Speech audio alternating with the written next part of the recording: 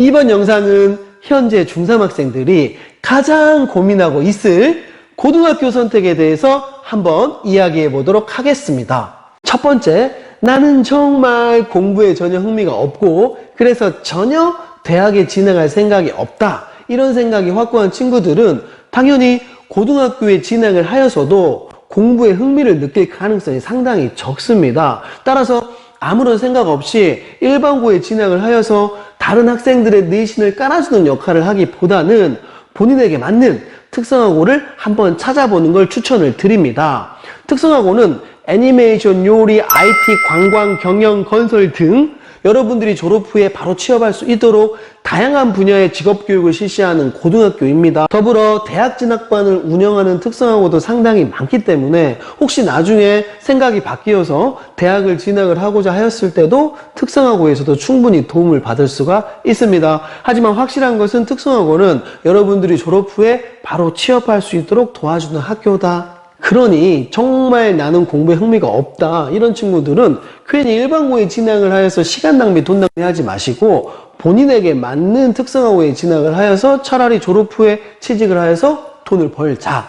하지만 특성화고가 모든 학생들을 취업을 시켜주진 않습니다. 당연히 학교에 성실히 다니고 열심히 노력을 하는 친구들에게만 취업의 문이 열려 있습니다. 그리고 현실적으로 특성화고를 졸업을 하여서는 아주 연봉이 높은 직장에 취직이 되진 않습니다. 하지만 이것도 본인이 취직한 이후에 관련 분야에 대해서 또 공부하고 싶다면 언제든지 스스로 노력해서 차후에 대학을 진학할 수도 있고요. 이러한 대학 진학을 통해서 더 좋은 직장으로의 이동 가능성도 열려 있습니다. 그리고 이러한 특성화고는 전기학교에 속하기 때문에 일반고보다 먼저 11월 달에 원서 접수가 시작이 됩니다. 그리고 여름방학에 다양한 체험 캠프가 진행이 됩니다. 그러니 이번 여름방학 때 공부에 정말 흥미가 없는 친구들은 이런 다양한 특성화고에 대해서 한번 생각해보는 시간을 갖길 바랍니다. 두 번째, 일반고와 특목고 중에서 어디를 갈까? 현재 중3인 여러분들이 대학을 가는 2024년 대입에 대해서 잠시 살펴보면 정시가 25%에서 40%로 확대가 되고요. 수시가 75%에서 60%로 줄어듭니다. 하지만 여전히 수시가 2024년에도 60%로 정시보다는 비중이 높습니다. 여기서 잠깐 수시는 고등학교 내신 성적과 동아리, 자율, 봉사, 진로, 독서, 수상, 자기소개서 등 학교 안의 모든 활동을 종합해서 대학을 가는 방법이고요. 우리가 흔히 말해서 학종이라고 하죠. 그리고 정시는 수능시험을 통해서 대학을 가는 방법입니다.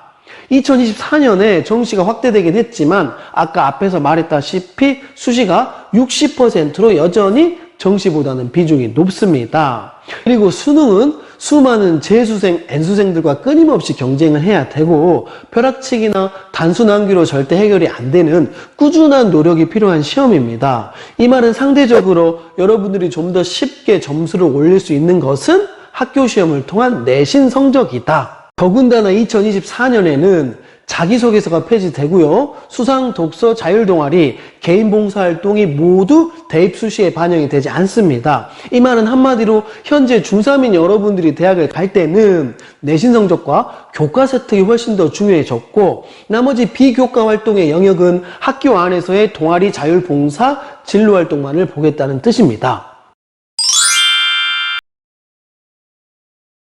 결론적으로 이런 것들을 모두 종합해 보았을 때 2024년에도 여전히 수시가 정시보다 비중이 높고 더군다나 수시에서 내신 성적이 훨씬 더 중요해졌기 때문에 내신 성적에 유리한 일반고를 가는 게 대학 진학에 훨씬 더 유리할 것이다. 우수한 학생들이 집중되는 외고, 국제고, 과학고와 같은 특목고나 비평준화 지역 중에서도 커트라인이 190이 넘는 학교는 솔직히 내신 따기가 정말 힘이 듭니다.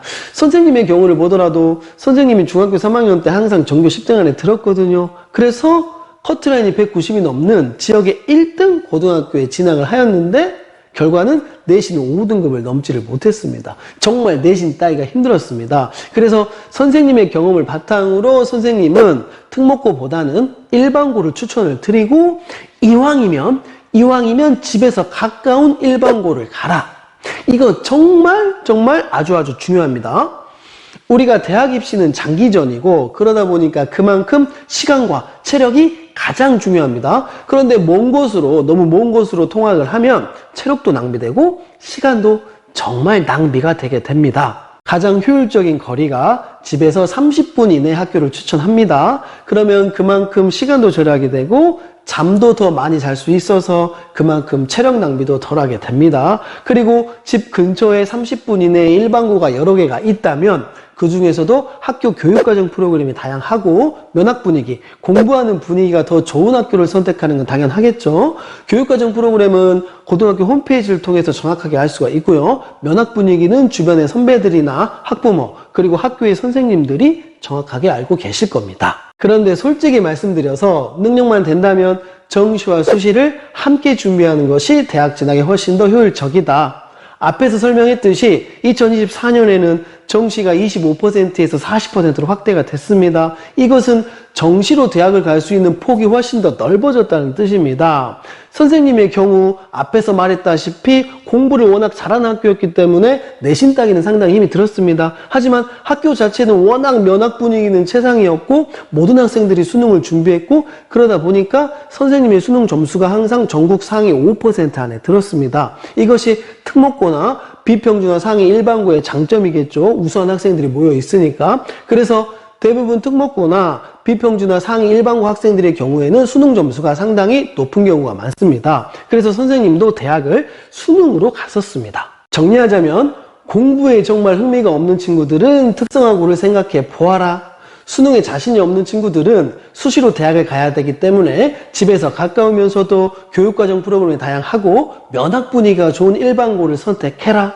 그러나 가장 효율적인 것은 수시와 정시를 함께 준비하는 것이다. 그리고 어느 곳을 가든 가장 중요한 것은 본인의 의지와 꾸준한 노력이다. 또 만나요.